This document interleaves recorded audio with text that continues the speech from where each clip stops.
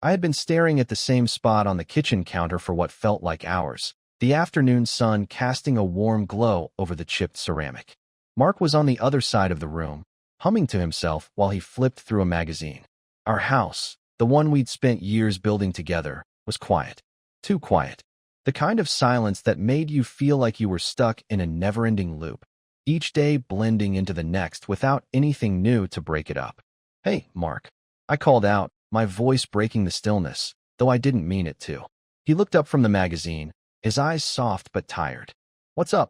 I hesitated, my fingers drumming against the countertop. I hadn't planned how to say it, but I knew I had to say something. I was 39, about to turn 40, and suddenly, it felt like everything in my life had slowed down. My career, my marriage, everything. I wanted excitement again. I wanted to feel something, anything, that didn't feel like the dull ache of routine. "I've been thinking," I began, trying to sound casual, "about shaking things up a bit. You know, spicing things up." Mark raised an eyebrow, an expression I'd come to associate with either confusion or concern. "Spicing things up? What are you talking about?" I bit my lip, unsure of how to put it into words. The idea had been brewing for weeks, ever since I'd spoken with Sarah and Kate over coffee a few days ago. They'd talked about their own lives, how they'd found ways to keep things exciting and fresh. I'd listened, and then it had hit me. Maybe it wasn't just about the routine that made me feel this way. Maybe it was because I was bored with the same old routine with Mark. And maybe, just maybe, I needed to step outside of it to feel something again. I stopped myself, swallowed hard. I was thinking about proposing an open marriage. The words hung in the air between us, thick and uncomfortable. Mark's face immediately froze, his eyes narrowing. He blinked a couple of times as if trying to understand what I meant. "An open marriage?" His voice was low, unsure, the confusion morphing into something sharper. "Louise, are you serious?" I know it sounds crazy. I rushed to explain, holding up my hands as if that would somehow lessen the absurdity of it. "But hear me out. I love you, Mark. You know that. But we've been in this same routine for so long. And I don't know.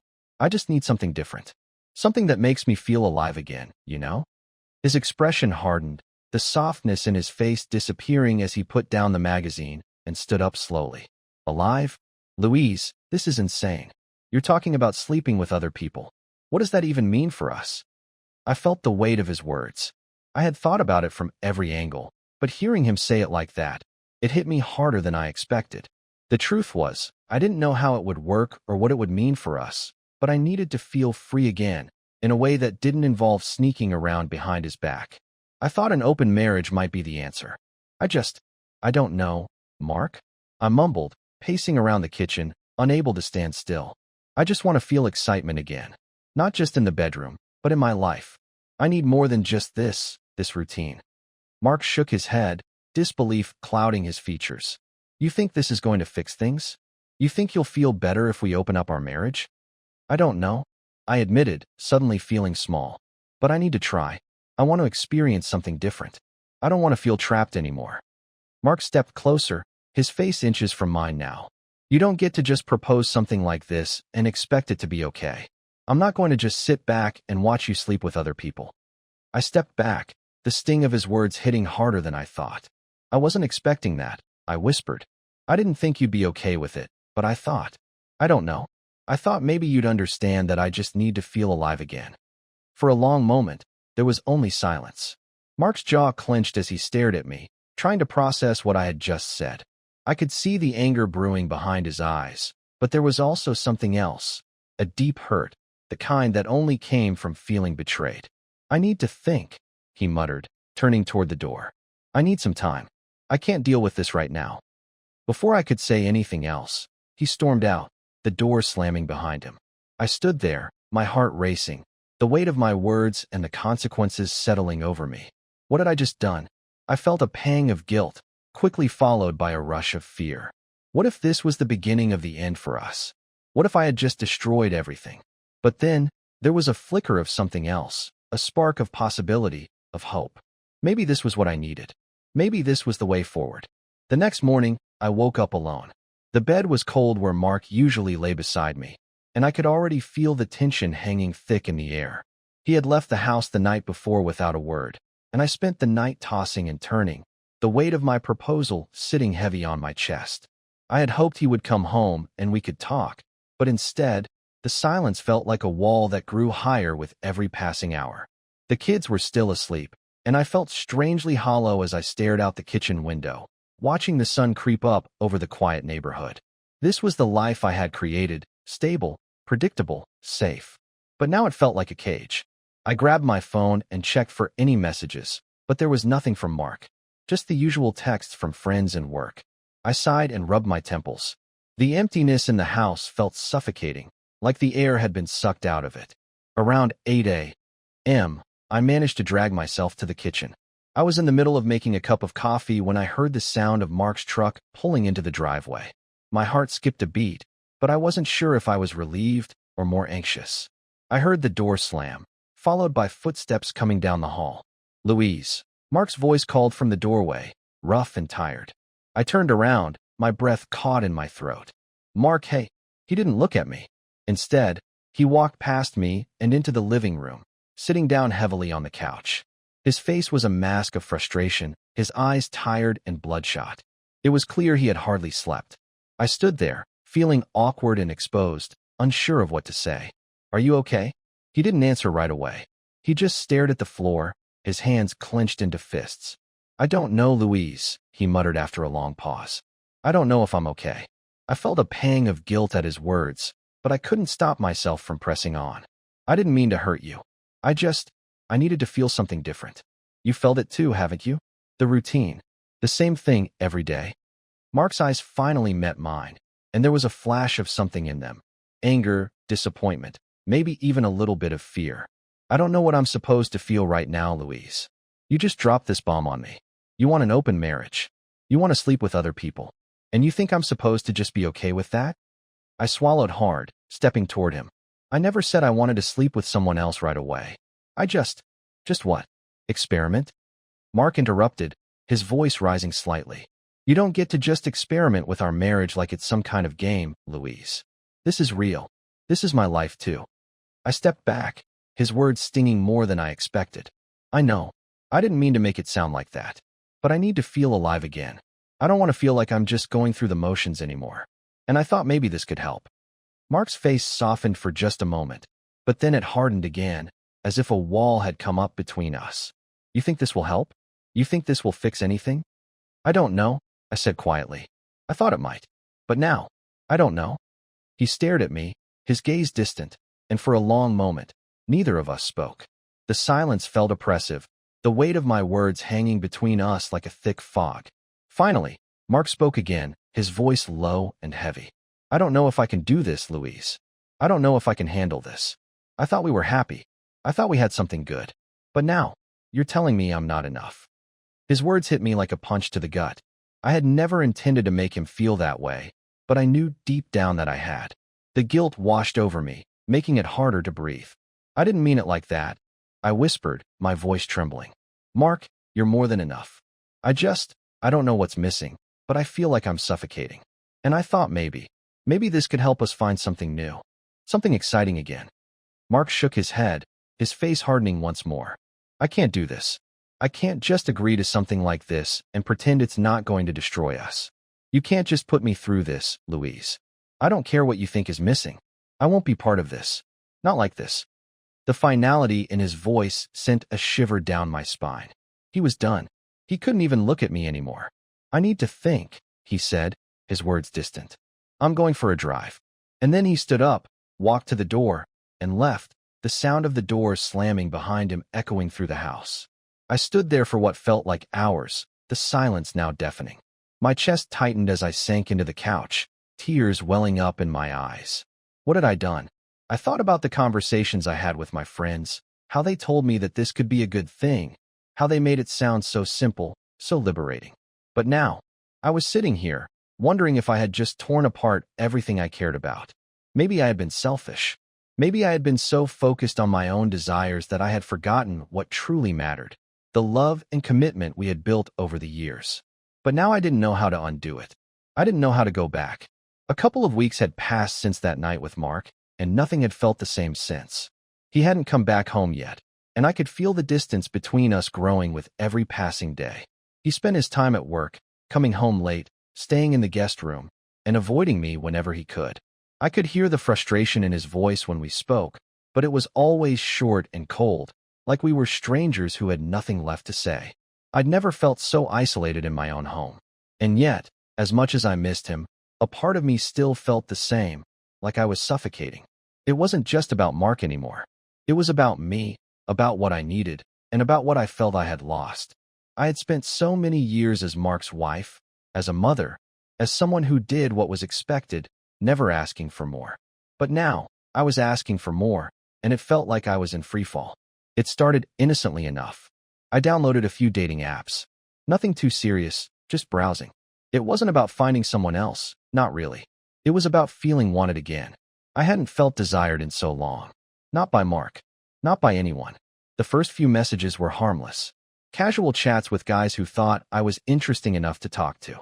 No harm in it, right? After all, Mark had his own outlets. His gym, his work, his friends. Why couldn't I have a little fun, too? One evening, I found myself meeting up with James. He was in his late 20s, a coworker who always flirted with me at the office. I knew it was nothing more than a few casual drinks, nothing that would lead to anything serious. I told myself it was just a distraction, a way to get out of my head. But when James smiled at me across the bar, his easy confidence and his attention made me feel something I hadn't felt in a long time, alive. He leaned in, his eyes not leaving mine, and I felt a surge of heat rush through me. It was thrilling, exciting. For the first time in weeks, I didn't feel like a background character in my own life. I could feel the guilt gnawing at me, but I shoved it aside. I deserved this. I deserved to feel wanted. After everything, wasn't this what I had been missing? My body, my mind, they craved it. We ended the night at his apartment, and I told myself it was just a one-time thing, that it meant nothing. But the next day, I found myself texting him again, making plans for another night out. He was fun. He was young, free, and didn't ask questions. He made me forget everything that was wrong with my life. But the more time I spent with James, the more I realized I wasn't just looking for excitement. I was looking for an escape from the quiet, suffocating routine that had crept into my marriage. An escape from Mark, from my responsibilities, from everything that had anchored me down for so long. The next few weeks blurred together. I found myself going out more, meeting James more often, sneaking around behind Mark's back. I didn't even feel the need to explain myself anymore. Why should I? Mark wasn't asking questions. He was distant, detached. Why should I keep pretending everything was fine when it wasn't? At home, things continued to deteriorate. Mark and I barely spoke, and when we did, it was about the kids, the bills, the logistics. I could see the hurt in his eyes whenever he looked at me. It was like I had betrayed him, and maybe I had. But I couldn't stop myself. It felt good to feel wanted again, to be someone other than just Mark's wife or the mother of our children. One evening, after another night spent with James, I came home late to find Mark sitting in the living room. He didn't say anything at first. He just looked at me, his expression unreadable, his jaw tight. The silence between us felt unbearable. "You're late," he said, his voice cold. I knew what he was asking without him having to say it outright. But I wasn't ready to confront it. Not yet. I started, my words faltering as I tried to make up some excuse, but nothing came. I couldn't lie to him, not with the way he was looking at me. His eyes were tired, drained. He knew. He had to know. Mark stood up, pushing a hand through his hair. "How long, Louise? How long has this been going on?" I took a step back, caught off guard by the directness in his voice. I didn't have an answer. What could I say? That I was falling apart. That I needed more than he could give me. That I wanted something different, something outside of this marriage. He sighed, shaking his head. "I can't do this. I can't pretend like everything is fine while you're out there living a completely different life.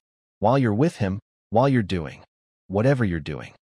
I could feel the guilt eating away at me, but I couldn't stop myself from defending it. "I'm not doing anything wrong," I said, but even I didn't believe it. I had tried to convince myself it was just a phase, that it was just about feeling good for once. But deep down, I knew it was more than that. I had crossed a line, and there was no going back. "You're right," Mark replied quietly. "I can't stop you, but I won't be part of this. I can't watch you destroy everything we've built." He turned and walked out of the room, and I stood there, my chest tight, tears stinging at the corners of my eyes. What had I done? What had I turned this into? The reality of the situation started to hit me, and I wondered if I had made the biggest mistake of my life. But in the back of my mind, I couldn't shake the feeling that maybe this was the only way I could get the freedom I was looking for. Maybe this was the only way I could breathe again. The days after that night with Mark felt like I was walking through fog. Every interaction we had felt cold, distant, and strained. I could feel the emotional gap between us widening with every passing day, like I was living in two separate worlds. At home, things were tense, and Mark barely spoke to me unless it was to discuss something logistical, school events, bills, the kids. But even then, his words felt hollow, like he was speaking to someone he didn't really know anymore. I spent a lot of time avoiding him, too. I didn't know how to bridge the gap between us, and part of me, deep down, was afraid of what I might find if I tried. I kept seeing James, whenever I could, indulging in the brief distractions that made me forget the reality I was avoiding. It wasn't that I didn't still care about Mark. It was just that everything felt so heavy, like I was suffocating under the weight of my own life.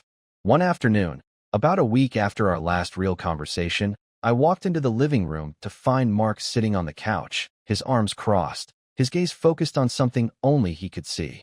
It was the first time in days that he was still long enough to talk to me, and I knew, without a doubt, that he had made a decision. "Louise," he said quietly, not looking at me. "We need to talk." I stopped in my tracks. His voice was calm, too calm. It made the hairs on the back of my neck stand up. I knew this conversation wasn't going to go the way I had hoped. "I've been thinking," Mark continued, his tone still unervingly neutral, "about what you said. About the open marriage and everything that's happened since." I nodded, though I didn't know what to say. I wasn't sure what I expected. An apology, a plea to make things work, maybe an argument. But I didn't think it would be this cold, detached version of Mark. The man who used to be so in tune with me, so connected to everything we built together, was now a stranger sitting across from me, someone who had emotionally checked out. "I've thought about it a lot," he went on, finally turning to face me, his eyes devoid of the warmth they once held. "And I can't do it. I can't keep living in this marriage, not with how things are. Not with what you want." I felt a tightness in my chest. "Mark, no." He cut me off, raising a hand as if to stop me. "I've been holding on, trying to understand, trying to get where you're coming from. But I've realized something. I don't think I can keep pretending like this is going to work. I'm not going to beg you to stay or promise you things I can't keep. I think, at this point, we're just two people living under the same roof, pretending everything's fine." I swallowed hard. The sting of his words hit me harder than I expected. My eyes blurred with unshed tears, but I didn't dare let them fall. "Mark, please, just don't shut me out. I know I messed up, but I'm still here. I still care about you. I don't want this to be the end." He shook his head slowly, his lips pressed together in a thin line. "I can't be the one to fix this, Louise. I can't keep pretending everything's okay when it's not. And I'm not going to sit around while you go off and live some new life. I'm not going to wait for you to come back to me. I can't keep doing that. It's too painful. Mark, please." My voice cracked, and I hated how weak I sounded. "I never wanted to hurt you. I thought this could be a way for both of us to be happy, to feel fulfilled again." "I know you did," he said, his voice softer now, but there was no mistaking the finality in his words. "But I can't give you what you're asking for. I don't think I ever could, and I don't think you can give me what I need either." I blinked rapidly, trying to stop the tears that threatened to spill. I didn't want to feel like this, but it was too late. Mark had made up his mind. "I think it's time we face the fact that we're no longer the same people we were when we started this marriage," he said, standing up from the couch. "Maybe we've grown apart. Maybe we're just not meant to be together anymore." The words landed like a punch to my stomach. It felt like the ground had been ripped out from under me, leaving me floating in midair, unsure of what came next. "I'm not asking you to leave," he continued, his voice quiet but firm. "But I think it's clear that we need space. Time to figure out what we want. What's next? I don't know what that looks like, but I don't think it involves us pretending everything's fine." I nodded slowly, unable to speak. The lump in my throat was too big. I couldn't form words, couldn't say the things I wanted to say. He was right. We had changed, and I had played a huge part in that. But I hadn't expected it to go this far. I hadn't expected him to make this decision, to emotionally detach so completely. "I'm going to start staying at a friend's place for a while," he said, his voice tinged with sadness. "I think we need some time apart." He walked toward the door without another word. My heart felt like it was being crushed under the weight of his silence. I didn't move, didn't try to stop him, because in a way, I knew he was right. I had pushed him too far, and now he was walking away. The door clicked shut behind him, and I stood in the empty space, the echo of his departure ringing in my ears. This was it. This was the moment I had been dreading, the moment I had unknowingly been rushing toward. I had asked for freedom, for excitement, for something different, and in doing so, I had lost everything. The days after Mark left were a blur of emotions I wasn't sure how to handle. He had made his choice, and now I was left to face the consequences of my own. I told myself I could handle it. After all, I had wanted this freedom, hadn't I? I had sought excitement, and now it seemed like I had it. But at what cost? The house was eerily quiet, and the weight of Mark's absence hung heavy in every room. I spent most of my days avoiding the truth, keeping busy with work, with meeting James, with anything to numb the pang of guilt that gnawed at me every time I thought about Mark, about what I had done to us. But no matter how many distractions I found, there was one thing I couldn't ignore: the kids. I had always been there for them. Mark and I had built our lives around them, around creating a home, a family, something steady and dependable. But now, my children were aware of the tension, the growing distance between their father and me. Matthew, my oldest, had started to stay in his room more, his eyes dark with confusion every time he looked at me. Zara, the youngest, was quieter than usual, watching me closely with a wariness that made my heart ache. It was a few days after Mark left when I noticed how distant they had become. I came home from meeting James one afternoon to find them sitting in front of the TV, their faces blank. They barely acknowledged me as I walked in. "Hey, guys, how was your day?" I tried, forcing my voice to sound light, but it came out stiff, strained. They both mumbled something in response. Nothing meaningful, nothing that felt like the connection we once had. I knew I had to talk to them. But how? How do I explain to my children that I had chosen to tear their family apart? How do I make them understand that I was still their mother, even though everything had changed? Later that evening, when they had finished dinner, I sat them both down at the kitchen table. They avoided my gaze, their eyes fixed on their plates. I felt the weight of their silence pressing down on me. "Look, I know things have been different," I started, but the words didn't sound right. I cleared my throat. "I want to explain some things to you both, okay?" Zara, always the more sensitive one, looked up at me with a frown. "Where's Dad?" The question hit me like a slap, and I had to fight to keep my voice steady. "He's staying with a friend right now." "Why?" she asked, her voice small, unsure. I glanced at Matthew, but he was staring at the table, his arms crossed tightly over his chest. He hadn't said much since Mark left, and I could see the hurt in his silence. I felt a pang of regret twist inside me, but I pushed it down. "Things between your dad and I haven't been going well," I said, struggling to find the right words. "And sometimes, when people don't get along, they need some time apart to figure things out." Zara's face crumpled slightly, and I could feel the sting of guilt hit me like a wave. She was too young for this. She didn't deserve any of it. "Is it because of you?" she asked, looking at me with wide eyes, almost accusatory. My stomach twisted.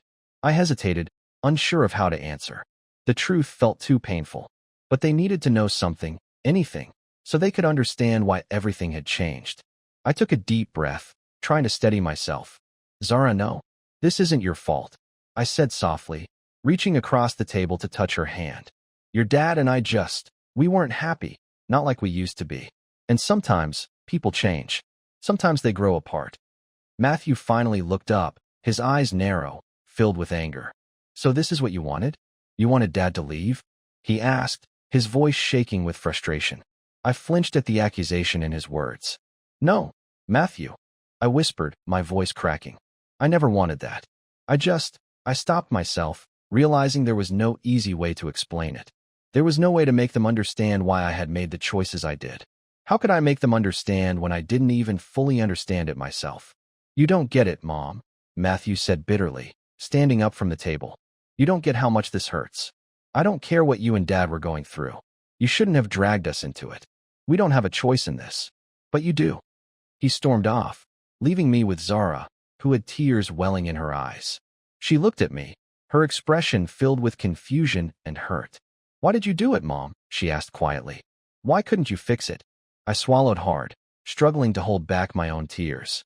I thought I could fix myself by doing something different. I thought it would make me happy, Zara. I thought it would help. Zara didn't say anything else. She just stood up and walked out of the room, leaving me alone with my guilt. The weight of my choices crushed me. I had acted impulsively, seeking something I thought would fill the emptiness inside of me. But now, I saw the consequences. The damage to my family, to my kids. And no matter how much I wanted to pretend it wasn't happening, I couldn't escape it. Mark's absence wasn't just affecting me. It was affecting them. And I had no idea how to fix any of it. As the night dragged on, I sat in the silence, my mind racing with thoughts of what I had done. I had never felt more alone. It had been 3 months since Mark left. The space between us felt endless, and yet, every day was a reminder of how much I had lost. We were living parallel lives now, each of us caught in our own world of hurt, guilt, and unspoken words. The kids had become more distant, more withdrawn. They barely talked to me anymore, and when they did, it was always about their schedules, their homework, their activities, things that didn't matter in the long run. Not when the foundation of our family had cracked and crumbled. Mark had been quiet, too. After the night he walked out, we barely communicated. He'd texted me a few times about the kids or about practical matters, things like who was picking them up from school or which parent was handling the doctor's appointment. But those messages were more like transactional exchanges than any form of real communication. He had started spending time with Emily, his sister. I knew because he'd mentioned it in passing, once, in a cold, distant way. I felt a sting each time he talked about her. But I didn't know how to say it. I didn't know how to say that his growing emotional connection with her made me feel like I was being replaced, like the person who used to matter to him was slowly disappearing. One Thursday afternoon, after a particularly long day at work, I returned home to find an envelope sitting on the kitchen counter. It was thick, formal-looking, and unmistakably from a lawyer's office. My heart dropped into my stomach as I picked it up. Mark had filed for divorce. The papers were there, staring at me, waiting to be signed, waiting for me to face the reality of what had happened. I sat down heavily at the table, the air in the room suddenly thick and suffocating. The weight of the divorce, of what I had done, pressed on my chest. I opened the envelope, my hands trembling slightly as I pulled out the papers. There was a part of me that had been expecting this, but seeing it in black and white hit me harder than I imagined. The divorce was happening. It was real now. I stared at the papers, my eyes welling up with tears, but I didn't let them fall. I couldn't. I didn't deserve to cry. I had done this. I had created this mess. I had pushed Mark away with my reckless choices, my desperation for something new, something exciting. I thought I could have both, freedom and stability, but now I was losing both. The next day, Mark showed up at the house. He wasn't home much anymore, and his visits were becoming more sporadic. When I saw his car parked outside, a knot of dread twisted in my stomach.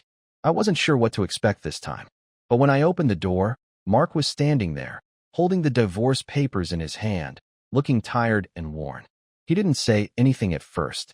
He just stood there, staring at me with an unreadable expression. For a moment, I thought maybe he was going to say something, something that would change everything, something that would bring us back together. But then, he spoke, his voice colder than it had ever been. "I can't keep doing this, Louise. I've thought about it, and I've made up my mind." I nodded, my throat tight. "I know." He looked at me, his eyes hard. "I can't be with someone who doesn't respect me, someone who doesn't trust me, someone who can't see what we had, what we built." My chest tightened as the words sank in. He was right. I had broken our marriage with my actions, my selfishness. I had chosen excitement over the steady, safe love we had. And now, it was too late. "I know, Mark. I never wanted to hurt you." I whispered, the words catching in my throat. Mark's gaze softened for a brief moment, but the wall between us was still there. "It doesn't matter now. It's done." The finality in his voice made me feel like I was drowning. He wasn't angry anymore, not the way he had been that night. But there was a sense of resignation in him, like he had given up on trying to make things work. And I had no one to blame but myself. "I don't want to fight with you," he continued, his voice barely audible. "But I can't keep pretending like everything is fine. I can't keep living in this, This limbo. I need to move on. I felt a lump in my throat, but I nodded. What could I say? What could I possibly say that would make him stay, that would undo the damage I had done? There was nothing left to say. I get it. I managed, my voice barely above a whisper. Mark handed me the divorce papers, his fingers brushing mine for a second. It was the first time I had felt that kind of physical distance between us, like he was handing me the end of us. His eyes flickered to the papers, and then back to me, before he sighed. I'll take the kids to Emily's place for the weekend, he said, his tone matter of fact. We can talk more later, but for now, I need space. I nodded again, unable to form words. It was easier this way. We both needed space. We needed to heal. Or maybe we needed to just move on. Mark turned to leave, but before he did, he looked back at me one last time. I don't hate you, Louise. I just don't know who you are anymore. With those words, he left, the door closing softly behind him.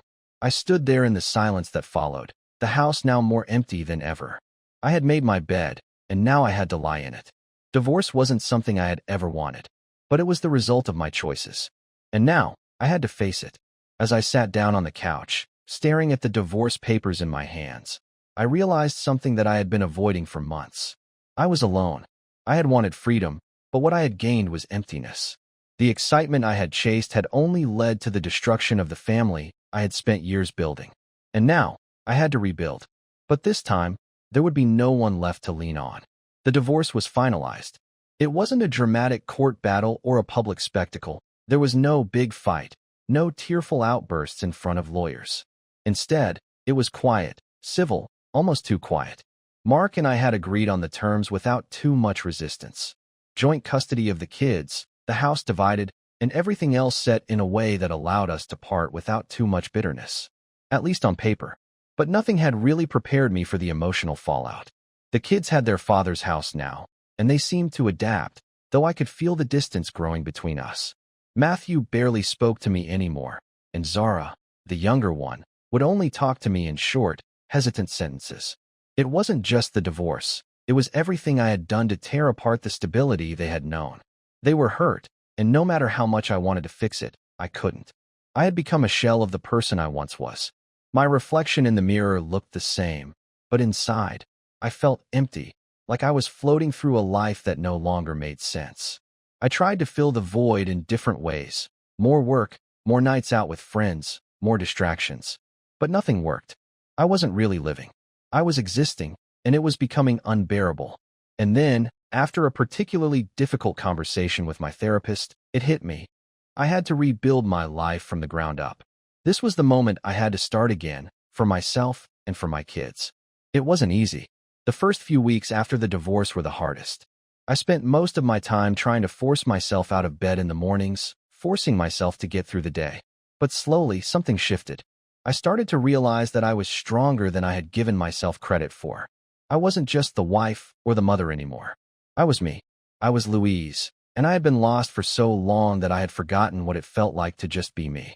I joined a yoga class, something I'd always wanted to try but never had time for. At first, I was terrible at it. Awkward in the poses, stiff in my movements. But with time, I started feeling a connection to myself again. The quiet moments in the class helped me breathe again, helped me reconnect with who I was without needing to be anyone else. It wasn't a magic fix, but it was a start. It was also the first time I had something for myself that wasn't tied to anyone else's expectations, just mine. It felt good. It felt like I was taking my first steps back into the world, after everything had fallen apart. Meanwhile, Mark had settled into his new routine with the kids. I didn't hear from him much, and it felt like the distance between us had become more permanent with each passing day. He had his own life now, and I couldn't blame him. He had every right to find happiness, even if it wasn't with me.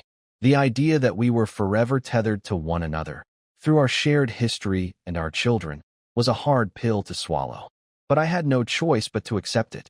Then, a few months after the divorce, Emily invited me out for coffee.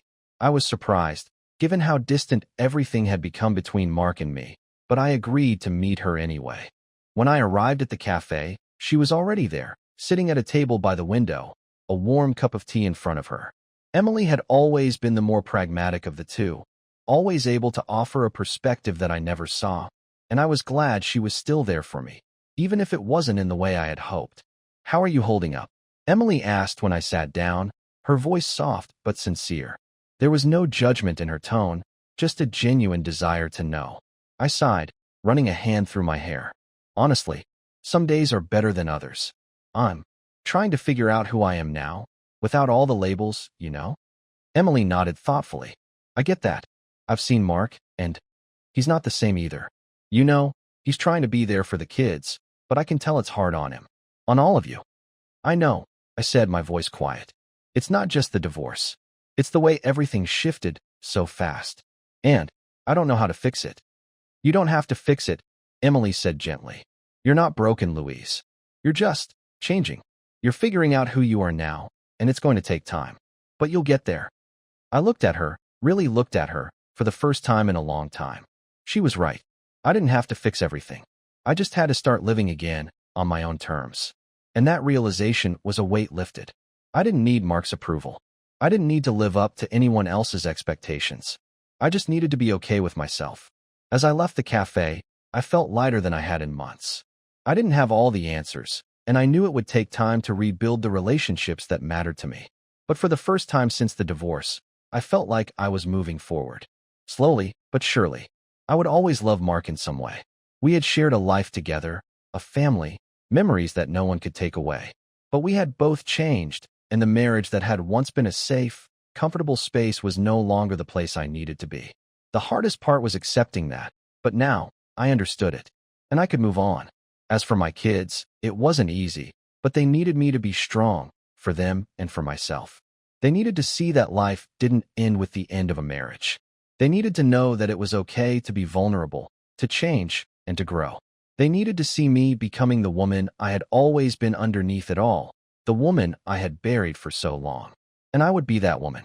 For them, for me, and for the future I had yet to fully build. I was finally ready to start living again.